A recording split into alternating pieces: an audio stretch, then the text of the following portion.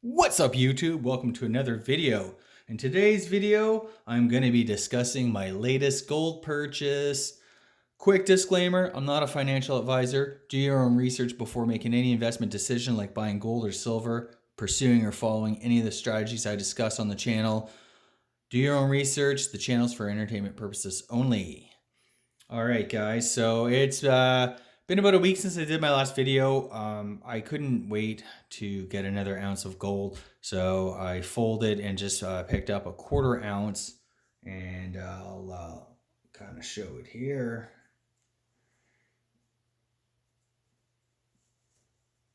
It's the first coin I saw. There was a bit of a deal on it. It's this one right here. It is a 2022 quarter ounce Lion of England coin, and it's just beautiful 4-9 fine.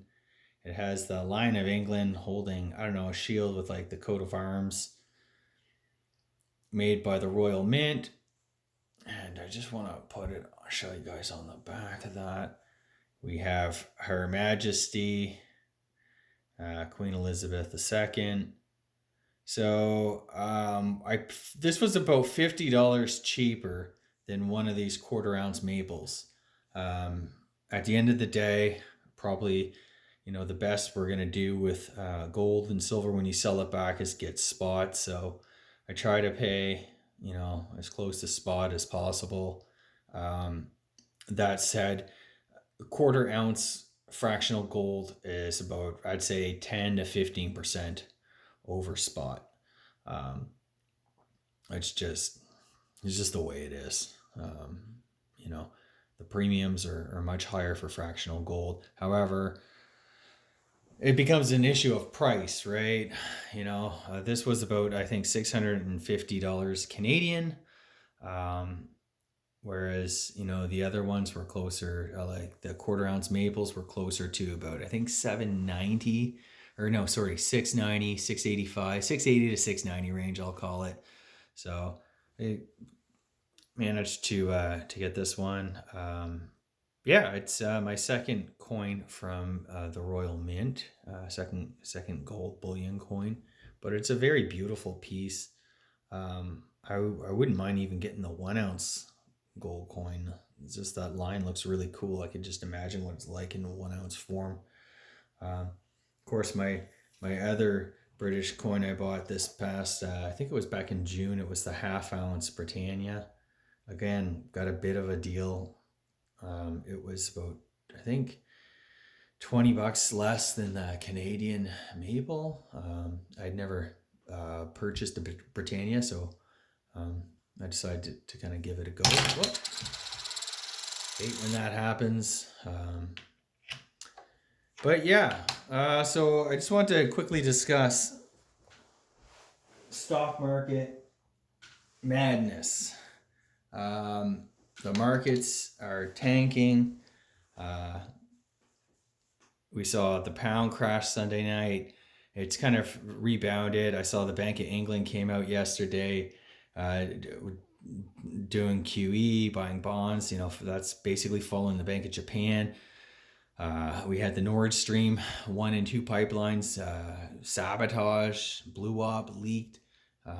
As of now, I haven't seen or heard anything about, who the culprit may be, although there's wide suspicion and accusations probably flying everywhere.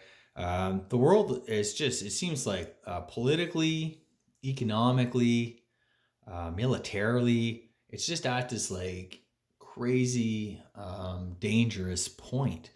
And it's just astonishing, to be honest, how quickly things really go off the rails. So what does that mean? I mean, gold has been pounded for, the past few weeks. Yesterday was a bit of a rally. Today we are down, I think, 10 bucks. I think yesterday we were up about 30. So it's super volatile. And a big reason for the rally was, the Bank of England decided to abandon, tightening, raising interest rates. Oh, I don't know. I shouldn't say that. I haven't read the full thing, but what exactly they did. But just with some commentary that I've heard and seen, word is, they've launched QE, and they can't really raise interest rates. I think around 25% of UK mortgages are variable rates, so those guys are just getting crushed. Of course, with the energy crisis over there, um, it's the times are tough, and things have happened very, very quickly. Things seem to really unravel really, really fast, and that's another thing. You hear people when they're talking about gold and silver, they're like, make sure you always got a little bit. Um, you know, it's better to slowly prepare and buy ahead of time instead of waiting for that big crash when you can quickly go out and buy it, because there's not going to be any there. Things are happening so fast. So that's why I'm just sort of sticking to my own little thing, picking up a little bit of gold, trying to buy some more Bitcoin, a very small amount, and I got a lot of cash on the sidelines, but I am slowly starting to kind of deploy some of that cash. Not a lot. I think we got a further way down to go. I was looking at, um, as much as the markets have declined this past year, um, really they're still at or even above where they were on the eve of the COVID crash back in February and early March of 2020. So, and at that time, the bull market was long in the tooth. Um, there was lots of people calling for, chances are we're going to get some sort of recession or whatever. And so, yeah, I think they were kind of overvalued then. So, long story short, on the eve of the COVID crash, we had basically QE, 0% interest rates, or record low interest rates. They weren't talking about raising them at all. Um, uh, and now look at and inflation was very, very low to non-existent. Now, fast forward to where we are today, you have the markets at or above where they were on the eve of the COVID crash, with interest rates soaring, um, currency crises, major war in Europe, geopolitical tensions, the likes with which haven't been seen probably since the Cold War or the 1930s. I would think it's more along the lines of pre World War One, or pre World War Two, just because there's just so many different countries involved. It's not just strictly Cold War East West divide. It's you have China, you have India, you have the Middle East, Iran, Russia, versus Europe and the U.S. and Japan and South Korea. Like, it's just you can really see the setup for a major geopolitical event. Hopefully that doesn't happen. And if that happens, I mean, having a little bit of gold and silver definitely would help. But you know, there are some circumstances, i.e., major world war, that's just devastating. No matter how much you prepare, how much you prep, or whatever. Um, and it's kind of a sign of the times. And what I've said, the past couple of years is just, I just feel like there's really no place to hide anymore. Everything's getting hit, whether you're in bullion or real estate, stocks or bonds. If you just sit in cash, there's like no, even commodities, they've declined quite substantially during COVID. And then more recently, everything is really volatile. There's no sure bet. There's no safe bet, um, which is why diversification matters, and which is why I do believe that getting out of debt, being debt free, completely debt free, is so important. Um, for years, we were told, don't say it, don't save, don't pay off debt. Interest rates are cheap. You're a fool. You should just invest, or do this or do that. Well, where does that get you? That just I feel like there's risk involved with everything, especially investments. But I find you can take a lot sounder risk if you um, if you were debt free, basically. You can afford to take maybe bigger risk. Although that's so funny because now, our, I feel like when you just start out investing, you need to get the winners. You need to get the big, you know, hit a home run with every investment, and having achieved basically financial security. I wouldn't say we're financially independent yet, but debt free, lots of lots of assets and stuff to invest in and stuff. um, I just feel that why I wouldn't risk that now. And I feel in many ways it's literally the slow road to success, I guess. You take your time, you make prudent decisions, you live within your means and try to pay off all your debt. That puts you in a way better position to take advantage of um, these type of huge swings in the markets. So I don't know where for all we know, everything could recover tomorrow, um, or everything could decline and stay down. Markets have collapsed in history. They have stayed down for quite significant periods of time. And unfortunately, in those times, it's like those who rely on their investments to make ends meet, those who relying on their investments in retirement, they're the ones who really suffer. Um, that's why I say get out of debt, be diversified.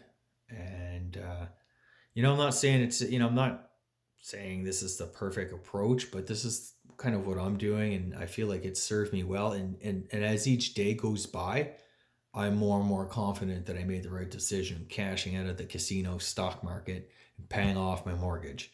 Um, you know, that kind of sleep at night factor is priceless.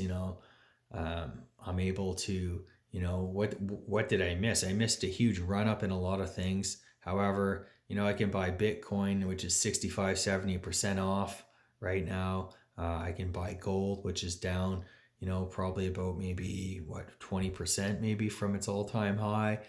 Look at the gold miners. Oh, by the way, I managed to pick up Newmont. Uh, you're not missing anything, is what I'm trying to say.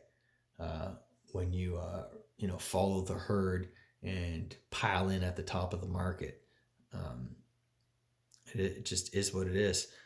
Maybe one day, I'm sure one day these assets are going to come back, and that's the name of the game, right? You want to be able to live the fight another day. You're not. I'm even right now. There's some pretty good prices on the market right now. Definitely, there's several stocks that I'm like, yeah, okay, this is a stock that you could probably buy, and in a few years you're going to be all right. That's not to say that it can't get cheaper. I'm fully expecting, Newmont. I bet you it'll make a new 52-week low before all this is over. Uh, Even certain banks, I haven't touched banks with 10-foot poles. Now all of a sudden they're kind of coming down into a range that it's not back the truck up, but it's, hey, you know what? Maybe it's time I give these a second look. Um, Anyway, so what will all that do to passive income? Passive income will be slowly and steadily increasing as I'm starting to like these prices, and I'm starting to deploy some cash.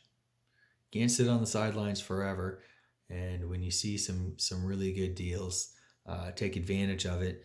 Um, One of the things, now I don't think we're at the bottom of the market by any means.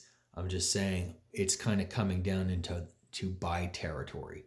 Um, so it's worth, if I have a lot of cash on the sidelines, it's maybe worth starting to deploy some. I'm not saying to go all in, but it's definitely worth, slowly raising some exposure, especially when you get days where there's just outright horrendous selling on the markets. Those are the days when everyone's scared, and you can be brave and buy some quality companies, some great assets at at fire sale prices. It's the name of the game. Um, so yeah, I'm looking forward to that. And on the other thing too, this during the 0809 crash, even COVID, that couple of weeks where everything was collapsing, and that, you know, yes, things go down fast. Yes, times can get really, really scary. But when the market turns, it can happen fast. You can have rip your face off rallies. Um, you know, I've seen it in 0809. I've seen it during COVID. Uh, and also I've seen it, with that Pfizer Monday. I was buying oil stocks, you know, and I was like, I'll ease into this position over the winter. I thought I had the winter. I'm glad I bought what I did when I did. But, literally like not even a week later, Pfizer Monday happens, and those stocks are all up 20-25% overnight. That's how quickly it can happen. So anyway, so I'm going to just end the video with that today. I don't really have much news. I am getting a lot more excited the further down everything goes. And I'm excited about my new gold pickup here. So tell me what you think in the comments. Please like the video, subscribe to the channel, check out my website, My Road to Wealth and Freedom. As always, the link's down in the description below. Cheers.